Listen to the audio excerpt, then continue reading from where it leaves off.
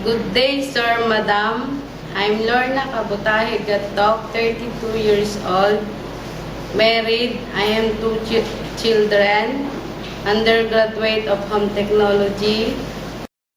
Okay, good day to you, Miss Lorna. How are you today?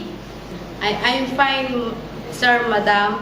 What do you think are the right attitude and characteristics of a good domestic helper? Honest, trustworthy, loyal, patient, sir, madam. So, can you tell us the proper way in how to take care of newly born baby? I will change the diaper. I will give him a meal, and I will give vitamins, and I will love him like a own child. So, what if you commit a mistake? What will you do? I will say sorry, and I will promise that I will not do it again, ma'am, sir.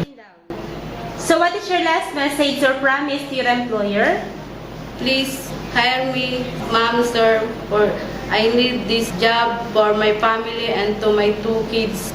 And I promise to do my duties and responsibility, and I will promise to finish my 2 years contract, sir, madam. Thank you, Miss Lorna, and good luck.